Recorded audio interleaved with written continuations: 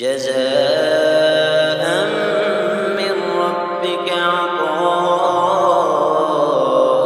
حسابا رب السماوات والأرض وما بينهما الرحمن لا يملكون منه خطابا يوم يقوم الروح والملائكة صفا لا يتكلمون إلا من أذن له